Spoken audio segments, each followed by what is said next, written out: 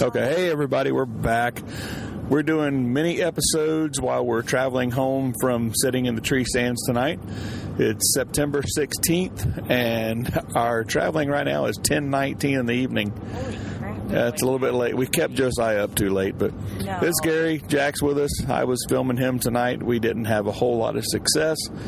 We did a trial run trying to see, how long it takes us to get in the tree, get everything set up.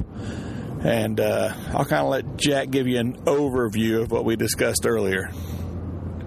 Yeah, we recorded this again there a while ago. We just didn't like the way it sounded. We recorded it on a different app. We're recording this, like he said, driving down the road on my iPhone, just to do a little test. But yeah, we went over tonight. We loaded everything in basically a 5,200 cubic inch backpack, because we had camera gear, camera arms, the camera, everything. We just took one backpack with everything, and since Gary was the cameraman, he had to carry all that. I bet it weighed probably 30, 35 pounds. He thought it felt like it weighed 60. But It weighed 160 by the time I got up to the top of the hill the second time. But anyway, we got there a little late. It was warm. It's humid. The mosquitoes were getting us the minute we got out of the truck, so we took 2 thermocells with us. And once we got in the tree stand with the thermocells running, we didn't get a single mosquito. At least I didn't. I don't think you did either, did you, Gary? No, it was very comfortable. I mean, hot, obviously, but like we said earlier, I think if we'd have been there an hour earlier, we might have got down and left. Yeah. Not because of mosquitoes or anything. It was thick. Yeah. I mean, as far as, they say the humidity, you cut it with a knife. We needed a knife because it was thick. But all in all, it's a good night. I'd say probably about 10 minutes to get everything set up. We run, or Jack does, it's his property, but we run lifelines on all the tree stands on the double sets. It's a double lifeline. So we're secured in the tree from the time we leave the ground until we get back down on the ground.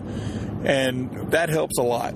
It helps me a lot because I'm not a huge fan of high tree stands. Like I said, I don't mind climbing up. It's the falling out that's the bad part.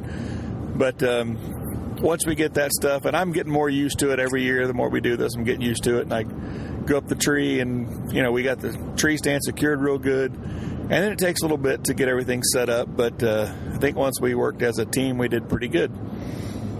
Yeah, just kind of equipment overview. Gary was running a Canon XA10 tonight. He had it on a muddy tree arm, just with a boom mic. We don't have any lavalier mics or whatever they're called, the lapel mics. We just use a boom mic, and so that's what he had that set up. He's got his stand set just a little bit above me. He just has kind of in this tree, he just kind of has a tree stand. We've been using the Millennium tree stands, and we really are big fans of those. They're a little pricey. The one I was sitting in tonight was a Millennium M150, and it is super comfortable. It's got the footrest on the bottom. The seat is just about the most comfortable one I've ever sat in. They're real sturdy. The platform's adjustable, and and we have muddy tree steps coming up the tree. Like he said, the lifelines. So we're always secured, and but that's basically the equipment we were using. My bow, I was shooting my Hoyt Carbon Spider. I have a Hamsky rest on it. I have a CBE Tech Hunter sight, and I'm shooting hex arrows with. I got Luminox in them, and I switched to, which is a big joke among everybody on the podcast, I switched to the Rage Hypodermics this year because I just been hearing good things, and I witnessed antelope being shot with one. It looked like a murder scene, and so I'm going to give him a shot. I'm not set in my ways. Actually, I've been set in my ways until the last couple of years, and now I've been switching stuff around. But I think I said I using Easton hex arrows, which I've been using for quite a while. I'm a big fan of those. They're a really straight arrow, and they're a smaller diameter. And I really love the hex. They just seem to be. They just fly great for me out of the Hoyts I shoot. So, and they flew great out of the PSC I shot the last couple of years also. So you're switching over to the Full Metal Jackets, huh? Yes, you are. You're stepping outside the box, and we need to shoot the same arrows. We have talked about that since we hunt together. We've talked about trying to keep because our draw lengths are pretty close, and trying to keep our equipment the same. So if one of us has an equipment problem or whatever, we can just switch, especially when it comes to arrows or something like that. If Gary gets up and he misses and a whole bunch of turkeys, and all of his arrows are laying in the field, and there's still some turkeys milling around, I could give him one of my arrows. Yeah, we could almost, if we put 2 peep sights on both our bows, we could just switch bows just about. Yeah. Because we're so close to the same draw length. I shoot an index finger and you shoot a... Yeah. And the funny thing is, Jake shoots almost the exact same draw length, and so does Bob. Yeah. So we could interchange all 4 bows. So Jake's got Full Metal Jackets, and I've got Full Metal Jackets. To me, that means you need to switch over and start shooting Full Metal Jackets. Maybe. We'll see. Suddenly, he's a man of few words. Maybe. We'll see. That was good commentary right there, Jackson. The field we were sitting on tonight, we pulled the game the card out of the camera when we went to the stand, and it had 500 and some pictures on it over 2 weeks. We set it out 2 weeks ago, and I think it was 2 weeks, wasn't it? Yeah, 2 weeks ago. Set it on the 4th. Yeah, and Gary was kind of going through the pictures with a point and shoot camera that he bought, and he got frustrated because he kept messing up and having to start over. But he finally got over far enough where he found a really nice buck, I believe. I can't wait. Backwards. Did you? Yeah. I can't wait to get home and take a look at this buck. It looks pretty good on the little camera, so hopefully it'll still look good when I put it on a computer and check it out. And one night he was there at 7:44 at night, which is just pushing. It probably would have been too dark actually, but he was close to being there during legal shooting hours. And the second photo was like at midnight, I think. Yeah. Well, I think if we catch him and tie him up, he should still be there in a couple weeks. Yeah. That's legal, isn't it? Yeah. You can't bait them or anything else. We don't know if you can catch them and tie them up or not. Now, there's a few other deer on there. We had a little mishap on one of the cameras. Not sure what's wrong with it because it's usually one that takes 1,000 pictures a week. So we're going to work on that one. And the other one, it might have been a little too muddy to go get. Even with the Polaris Sportsman, it might have been kind of a struggle going across the bean field because we had probably ankle deep water at least in most of the field. But I tell you what, everything was green and growing real well. Yeah, we just been getting hit with rain. So, but yeah, we're just going to kind of put these up a little bit, just short ones, 5-10 minutes at a time, just kind of keep you guys abreast of what we're doing with our season, and hopefully we'll have some success. And tonight we're like I said, we're driving home. It's almost 10:30. We're almost to my house, and then Gary has another hour after that to go to his house. So Josiah, my son, my 12-year-old, he's about ready to turn 13 in about a month. And 2 months.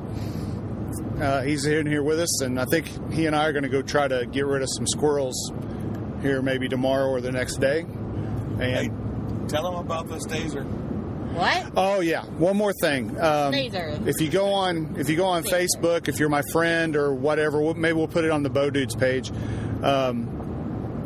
We have a friend named Matt Staser, Staser, and he started posing. He put a picture up last year or the year before of him sitting in his tree stand. It wasn't really a selfie because he's like looking out, but he's there by himself. So somebody else didn't take the picture. He's holding his camera out and he took a picture. It was a poser. It was a pose, yeah. So I called it a Staser, #Staser, Staser, and so we've been kind of making fun of that. And so I started taking them myself, and he posted one the other day, and I said, wow, the original Staser, because he started changing them up a little bit. And so I might have started the whole the pose war, the pose off, because I said, oh, now it's on, folks. It's going to be epic this year. So yeah, Jack's going to give you some information about where to go and what to do, but we're going to need some help with this. Yeah, so anyway, he used to have a podcast called The Average Hunter, and which he liked to call us out on occasionally, just for fun. Right, but he's really good at his social media on Average Hunter on Facebook and Instagram. So make sure you go follow him. And if you're out hunting, take some pictures of yourself. You can't be looking into the camera you have to be looking like you're out looking for deer or whatever. And when you do it, hashtag Stazer and tag us in it. Tag, Average Hunter in it. Tag Gary, which is _Bowdude, and I'm the Jack Gibson. And you can tag the Bowdudes in it also. But do hashtag Stazer and hashtag Pose Battle 2016. And who knows? Maybe if we see some really good ones and we like one or two that we see, maybe we'll send you a Bowdudes Arctic tumbler, or if we get some more made. I'm pretty sure we can come up with something. Yeah. We have an idea for someone that might be an automatic winner. If you get your picture with both hands on the binoculars, looking away, with hunting by yourself, and you can get that picture, you might be a winner. That sounds good. We figured out a way to do it, too, because we were in Rogers Sporting Goods in Liberty, Missouri the other day, and we saw Hawk. I think it's a company called Hawk, had a attachment that attaches to your tree, and it actually holds your cell phone right there in front of you, which is good because we all get tired whenever we're trying to be on Facebook and Instagram and all that. And are you saying you get thumb weary? Yes. And so it's nice to be able to just have it right there in front of you. You can just have your index finger out and be doing it all with your index finger and not have to hold your phone.